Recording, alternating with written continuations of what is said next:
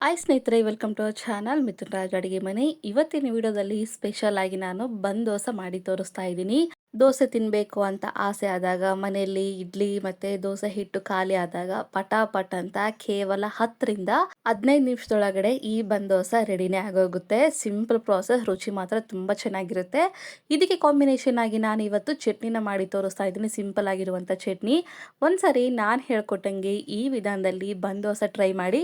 ಪ್ರತಿದಿನ ಮಾಡ್ಕೊಂಡು ತಿಂದರೂ ಬೋರ್ ಅನ್ಸೋದಿಲ್ಲ. ನಾನು ಗ್ಯಾರಂಟಿ ಕೊಡ್ತೀನಿ, ಅಷ್ಟು ರುಚಿಯಾಗಿರುತ್ತೆ. ಸಿಂಪಲ್ಲಾಗಿ ಮಾಡ್ಕೋಬೋದು, ರುಚಿಯಾಗಿ ಮಾಡ್ಕೋಬೋದು. ಮೊದಲನೇದಾಗಿ ಯಾವುದಾದ್ರೂ ಒಂದು ಮಿಕ್ಸಿಂಗ್ ಬೌಲಲ್ಲಿ 1 ಕಪ್ಪಿನ ಅಳತೆಯಲ್ಲಿ ಸಣ್ಣ ರವೆ, ಸೂಜಿ ಅಂತ ಕರೀತಾರಲ್ಲ, ಅದನ್ನು ಹಾಕ್ತಾ ಇದ್ದೀನಿ. 1/4 ಕಪ್ಪಷ್ಟು ದಪ್ಪ ಅವಲಕ್ಕಿ ಹಾಕ್ತಾ ಇದ್ದೀನಿ. ಸಣ್ಣ ಅವಲಕ್ಕಿ ಆದರೂ ಹಾಕ್ಕೋಬೋದು, ದಪ್ಪ ಅವಲಕ್ಕಿ ಆದರೂ ಹಾಕ್ಕೋಬೋದು. ಅದೇ ಕಪ್ಪಿನ ಅಳತೆಯಲ್ಲಿ 1 ಕಪ್ಪಷ್ಟು ಮೊಸರು ಹಾಕ್ತಿದ್ದೀನಿ. ನಿಮ್ಮ ಹತ್ರ ಹುಳಿ ಮೊಸರು ಇದ್ರೂ ಪರವಾಗಿಲ್ಲ, ಫ್ರೆಶ್ ಆಗಿರುವಂಥ ಮೊಸರು ಇದ್ರೂ ಪರವಾಗಿಲ್ಲ.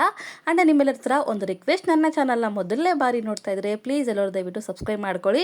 ಪಕ್ಕದಲ್ಲೇ ಇರುವಂಥ ಬೆಲ್ ಬಟನ್ನ ಕ್ಲಿಕ್ ಮಾಡಿದ್ರೆ ನಾನು ಯಾವ ವಿಡಿಯೋಸ್ ಹಾಕಿದ್ರು ನೋಟಿಫಿಕೇಶನ್ ಬರುತ್ತೆ. ಸ್ವಲ್ಪ ಸ್ವಲ್ಪ ನೀರು ಹಾಕ್ಕೊಂಡು ಈ ರೀತಿಯಾಗಿ ನೀಟಾಗಿ ಕಲಿಸ್ಕೊಂಡು ಒಂದು 10 ನಿಮಿಷ ಇದನ್ನ ನೆನೆಯಕ್ಕೆ ಬಿಡಬೇಕು. ರವೆ ಎಷ್ಟು ಚೆನ್ನಾಗಿ ನೆನೆಯುತ್ತೋ ಬಂದ್ ದೋಸೆ ಅಷ್ಟು ಚೆನ್ನಾಗಿ ಬರುತ್ತೆ. ಚಟ್ನಿಗೋಸ್ಕರ ಒಂದು ಕಡಾಯಲ್ಲಿ ಒಂದು ಅರ್ಧ ಟೇಬಲ್ ಸ್ಪೂನ್ ಅಷ್ಟು ಎಣ್ಣೆ ಹಾಕ್ತಿದ್ದೀನಿ. ಒಂದು ಅರ್ಧ ಕಪ್ ಅಷ್ಟು ಶೇಂಗಾ ಬೀಜನ ಹಾಕ್ಬಿಟ್ಟು ಲೋ ಫ್ಲೇಮಲ್ಲೇ ಚೆನ್ನಾಗಿ ಹುರ್ಕೋಬೇಕು. ಗ್ಯಾಸನ್ನ ಲೋ ಫ್ಲೇಮಲ್ಲಿ ಇಟ್ಕೊಂಡ್ರೆ ಒಳಗವರೆಗೂ ಹೋಗಿ ಚೆನ್ನಾಗಿ ಫ್ರೈ ಆಗುತ್ತೆ ಶೇಂಗಾ ಬೀಜ. ನಂತರ ಖಾರಕ್ಕೆ ತಕ್ಕಂಗೆ ಹಸಿಮೆಣಸಿನಕಾಯಿ ಹಾಕೊಳ್ಳಿ. ನಂತರ ಟೊಮೊಟೊ ಹಾಕ್ತಿದ್ದೀನಿ, 2 ಸಣ್ಣ ಸೈಜು. ಬೇಗ ಫ್ರೈ ಆಗಲಿ ಅಂತ ಸ್ವಲ್ಪ ಉಪ್ಪು ಹಾಕ್ಬಿಟ್ಟು ನೀಟಾಗಿ ಫ್ರೈ ಮಾಡ್ಕೊತೀನಿ. ಗ್ಯಾಸನ್ನ ಮೀಡಿಯಂ ಫ್ಲೇಮಲ್ಲೇ ಇಟ್ಕೊಂಡು ಶೇಂಗಾ ಬೀಜನ ಮತ್ತೆ ಹಸಿಮೆಣಸಿನಕಾಯಿ ಟೊಮೊಟೊನ ಈ ರೀತಿ ಫ್ರೈ ಆಗೋವರೆಗೂ ಫ್ರೈ ಮಾಡಿಕೊಂಡು ನಂತರ ಗ್ಯಾಸ್ ಆಫ್ ಮಾಡ್ಕೊಂಡ್ಬಿಡ್ತೀನಿ.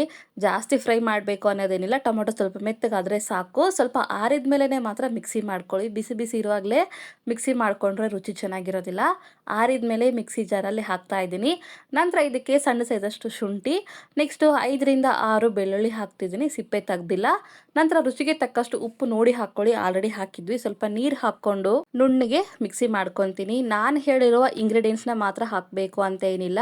ನೀವು ಬೇಕಿದ್ರೆ ಪುದೀನ ಹಾಕೋಬಹುದು, ಕೊತ್ತಂಬರಿ ಹಾಕೋಬಹುದು, ಇವೆರಡು ಇಲ್ದೇನೆ ಮಾಡ್ಕೋಬಹುದು, ಚೆನ್ನಾಗಿರುತ್ತೆ. ಚಟ್ನಿನ ಇಷ್ಟು ನುಣ್ಣಗೆ ಮಿಕ್ಸಿ ಮಾಡ್ಕೊಂಡಿದ್ಮೇಲೆ ಒಂದು ಮಿಕ್ಸಿಂಗ್ ಬೌಲ್ಗೆ ಹಾಕ್ತಾ ಇದ್ದೀನಿ. ಚಟ್ನಿಗೆ ಒಗ್ಗರಣೆಗೋಸ್ಕರ ಅದೇ ಕಡಾಯಿನ ಇಟ್ಬಿಟ್ಟು 1 ಟೇಬಲ್ ಸ್ಪೂನ್ ಅಷ್ಟು ಎಣ್ಣೆ ಹಾಕ್ತಾ ಇದ್ದೀನಿ. ಎಣ್ಣೆ ಬಿಸಿ ಆದಮೇಲೆ ಸಾಸಿವೆ ಮತ್ತು ಜೀರಿಗೆ ಮತ್ತು ಒಣಮೆಣಸಿನ್ಕಾಯಿ, ಸ್ವಲ್ಪ ಕರಿಬೇವು ಹಾಕಿಬಿಟ್ಟು ಲಾಸ್ಟಲ್ಲಿ ಸ್ವಲ್ಪ ಇಂಗು ಹಾಕಿ ಫ್ರೈ ಮಾಡಿಕೊಂಡ್ರೆ ಸಿಂಪಲ್ ಆಗಿರುವಂಥ ಒಗ್ಗರಣೆ ಕೂಡ ರೆಡಿನೇ ಆಗೋಗುತ್ತೆ. ಈ ರೀತಿ ರೆಡಿ ಆಗಿರುವಂಥ ಒಗ್ಗರಣೆನ ಚಟ್ನಿಯಲ್ಲಿ ಹಾಕ್ಕೊಂಡು ನೀಟಾಗಿ ಕಲಿಸ್ಕೊಂಡ್ಬಿಟ್ರೆ ತುಂಬಾ ಸಿಂಪಲ್ ಆಗಿರುವಂಥ ಟೇಸ್ಟಿ ಆಗಿರುವಂಥ ಚಟ್ನಿ ರೆಡಿನೇ ಆಗೋಗುತ್ತೆ. ಒಂದ್ಸರಿ ನಾನು ಹೇಳ್ಕೊಟ್ಟಂಗೆ ಈ ವಿಧಾನದಲ್ಲಿ ಚಟ್ನಿ ಮಾಡಿ ತುಂಬ ಸಿಂಪಲ್ಲಾಗಿ ಮಾಡ್ಕೋಬೋದು. ರುಚಿ ಮಾತ್ರ ತುಂಬ ಚೆನ್ನಾಗಿರುತ್ತೆ. ಚಟ್ನಿ ಆಗೋಷ್ಟರೊಳಗಡೆ ಈ ಕಡೆ ರವೆ ಕೂಡ ನೀಟಾಗಿ ನೆಂದಿರುತ್ತೆ. ನೋಡಿ ಎಷ್ಟು ಚೆನ್ನಾಗಿ ನೆಂದಿದೆ, ಗಟ್ಟಿ ಆಗಿರುತ್ತೆ. ಇವಾಗ ಇದನ್ನು ಮಿಕ್ಸಿ ಮಾಡ್ಕೋಬೇಕು. ದೋಸೆ ಬ್ಯಾಟರ್ ಯಾವ ಥರ ಇರುತ್ತೆ ನೋಡಿ, ಸೇಮ್ ಟು ಸೇಮ್ ಅದೇ ಹದನೇ ಬರಬೇಕು. ನೆನೆಸಿರುವಂಥ ರವೆನ ಮಿಕ್ಸಿ ಜಾರಲ್ಲಿ ಹಾಕ್ತಾ ಇದ್ದೀನಿ. ರುಚಿಗೆ ತಕ್ಕಷ್ಟು ಉಪ್ಪನ್ನ ಹಾಕ್ಕೊಂಡು ಎಷ್ಟು ಬೇಕೋ ಅಷ್ಟೇ ನೀರು ಹಾಕ್ಕೊಳ್ಳಿ. ಜಾಸ್ತಿ ಪ್ರಮಾಣದಲ್ಲಿ ನೀರು ಹಾಕೊಂಡ್ಬಿಟ್ರೆ ನೀರಾಗ್ಬಿಡುತ್ತೆ. ಈ ರೀತಿ ರೆಡಿ ಆಗ್ಬೇಕು ನೋಡಿ. ಎಷ್ಟು ಸಾಧ್ಯನೋ ಅಷ್ಟು ಫೈನಾಗಿ ಮಿಕ್ಸಿ ಮಾಡ್ಕೊಳ್ಳಿ. ನೋಡಿದ್ರೆ ಕನ್ಸಿಸ್ಟೆನ್ಸಿ ಆ ಬ್ಯಾಟರ್ ಯಾವ ಥರ ಇದೆ. ನಂತರ ಅದೇ ಬೌಲ್ಗೆ ಹಾಕ್ತಾ ಇದ್ದೀನಿ ಮಿಕ್ಸಿ ಮಾಡಿರುವಂಥ ದೋಸೆ ಬ್ಯಾಟರ್ನ. ನೋಡಿದ್ರೆ ಎಷ್ಟು ಚೆನ್ನಾಗಿದೆ ಅಲ್ಲ. ಈ ದೋಸೆ ಬ್ಯಾಟರ್ಗೆ ಸ್ವಲ್ಪ ಒಗ್ಗರಣೆ ಕೊಟ್ಕೊಳ್ಳೋಣ. 1 ಟೇಬಲ್ ಸ್ಪೂನ್ ಅಷ್ಟು ಎಣ್ಣೆ ಹಾಕ್ತಿದ್ದೀನಿ, 1 ಟೇಬಲ್ ಸ್ಪೂನ್ ಅಷ್ಟು ಕಡಲೆಬೇಳೆ ಹಾಕ್ತಿದ್ದೀನಿ. ನಂತರ ಅರ್ಧ ಸ್ಪೂನ್ ಅಷ್ಟು ಉದ್ದಿನಬೇಳೆ, 1 ಟೀ ಸ್ಪೂನ್ ಅಷ್ಟು ಸಾಸಿವೆ ಜೀರಿಗೆ ಹಾಕ್ಬಿಟ್ಟು ಸಣ್ಣ ಸೈಜ್ ಆಗಿರುವಂಥ ಈರುಳ್ಳಿನ ಸಣ್ಣದಾಗಿ ಕಟ್ ಮಾಡ್ಕೊಂಡು ಹಾಕಿ ಸ್ವಲ್ಪ ಹೊತ್ತು ಫ್ರೈ ಮಾಡ್ಕೊಳ್ಳೋಣ. ಜಾಸ್ತಿ ಫ್ರೈ ಮಾಡ್ಕೋಬೇಕು ಅನ್ನೋದೇನಿಲ್ಲ, ಸ್ವಲ್ಪ ಫ್ರೈ ಆದರೆ ಸಾಕು. ನಂತರ 1-2 ಹಸಿಮೆಣಸಿನಕಾಯಿನ ಸಣ್ಣದಾಗಿ ಕಟ್ ಮಾಡ್ಕೊಂಡು ಹಾಕಿದ್ದೀನಿ. ನಂತರ ಸಣ್ಣದಾಗಿ ಕಟ್ ಮಾಡ್ಕೊಂಡಿರುವಂಥ ಕರಿಬೇವು, ಸ್ವಲ್ಪ ಇಂಗು ಹಾಕ್ಕೊಂಡು ಇನ್ನೊಂದ್ಸರಿ ನೀಟಾಗಿ ಫ್ರೈ ಮಾಡ್ಕೊಂಡ್ರೆ ಸಿಂಪಲ್ ಆಗಿರುವಂಥ ಒಗ್ಗರಣೆ ರೆಡಿನೇ ಆಗೋಗುತ್ತೆ. ಈ ರೀತಿ ಒಗ್ಗರಣೆ ಮಾಡ್ಕೊಂಡು ಬಂದ್ ದೋಸೆ ಮಾಡೋದ್ರಿಂದ ತುಂಬಾ ಟೇಸ್ಟ್ ಬರುತ್ತೆ. ಇವಾಗ ಗ್ಯಾಸ್ ಆಫ್ ಮಾಡ್ಕೊಂಡು ಇವಾಗ ದೋಸೆ ಹಿಟ್ಟಿನಲ್ಲಿ ಹಾಕೊಂಡ್ಬಿಡ್ತೀನಿ. ಒಂದು ವೇಳೆ ನಿಮಗೆ ಇಷ್ಟೆಲ್ಲ ಒಗ್ಗರಣೆ ಮಾಡೋಕ್ಕೆ ಟೈಮ್ ಇಲ್ಲ, ನಮಗೆ ಇಷ್ಟ ಇಲ್ಲ ಅಂದರೆ ಹಾಗೆ ಕೂಡ ಮಾಡ್ಕೋಬೋದು, ಚೆನ್ನಾಗಿರುತ್ತೆ.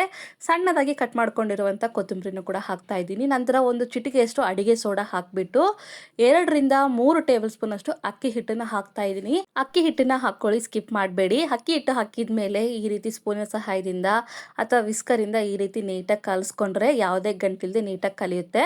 ಎಲ್ಲಾನು ನೀಟಾಗಿ ಮಿಕ್ಸ್ ಮಾಡ್ಕೊಂಡಿದ್ಮೇಲೆ ಬ್ಯಾಟರ್ ನೋಡಿ ಎಷ್ಟು ಚೆನ್ನಾಗಿದೆ, ಇದು ಪರ್ಫೆಕ್ಟ್ ಆಗಿದೆ ಅಂತ ಅರ್ಥ. ಒಂದು ವೇಳೆ ನಿಮಗೆ ದೋಸೆ ಬ್ಯಾಟರ್ ನೀರು ಆಯಿತು ಅಂದರೆ ಇನ್ನು ಸ್ವಲ್ಪ ಜಾಸ್ತಿ ಅಕ್ಕಿ ಹಿಟ್ಟನ್ನ ಹಾಕ್ಕೊಳ್ಳಿ.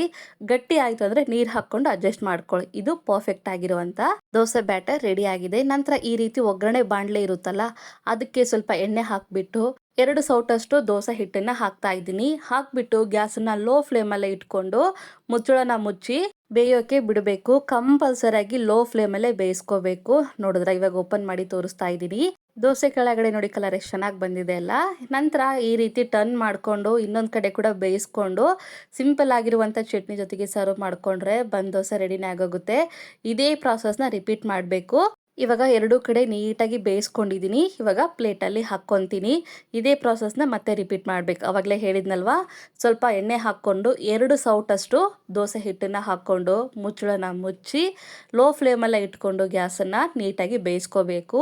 ಯಾಕೆಂದರೆ ನೀವು ನೀಟಾಗಿ ಬೇಯಿಸ್ಕೊಂಡಿಲ್ಲ ಅಂದರೆ ಒಳಗಡೆ ಹಸಿ ಹಸಿಯಾಗಿ ಹಾಗೆ ಇರುತ್ತೆ. ಇನ್ನೊಂದು ಕಡೆ ಟರ್ನ್ ಮಾಡಿಕೊಂಡು ಇದನ್ನು ಕೂಡ ಎರಡೂ ಕಡೆನೂ ನೀಟಾಗಿ ಬೇಯಿಸ್ಕೊಂಡಿದ್ಮೇಲೆ ಚಟ್ನಿ ಜೊತೆಗೆ ಸರ್ವ್ ಮಾಡ್ಕೊತೀನಿ.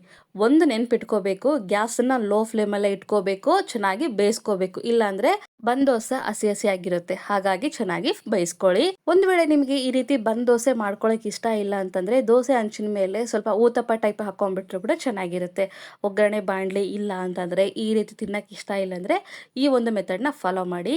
ಈ ಬನ್ ದೋಸೆಗೆ ಈ ಚಟ್ನಿ ಮಾತ್ರ ಅಲ್ಲ, ಕೊಬ್ಬರಿ ಚಟ್ನಿ, ಟೊಮೊಟೊ ಚಟ್ನಿ ಯಾವುದಾದ್ರೂ ಚೆನ್ನಾಗಿರುತ್ತೆ. ಬನ್ ದೋಸೆ ಓಪನ್ ಮಾಡಿ ತೋರಿಸ್ತಾ ಇದ್ದೀನಿ ನೋಡಿ ಎಷ್ಟು ಚೆನ್ನಾಗಿ ಬೆಂದಿದೆ. ಈ ರೆಸಿಪಿ, ಈ ವಿಡಿಯೋ ನಿಮಗೆ ಇಷ್ಟ ಆದರೆ ನನ್ನ ಚಾನಲ್ನ like, share, comment and subscribe ಮಾಡ್ಕೋದನ್ನು ಮಾತ್ರ ಬರಿಬೇಡಿ. ಓಕೆನಾ? ಮುಂದಿನ ವಿಡಿಯೋದಲ್ಲಿ ಮತ್ತೆ ಸಿಗ್ತೀನಿ. ಅಲ್ಲಿವರೆಗೂ ಟೇಕ್ ಕೇರ್. ಬಾಯ್.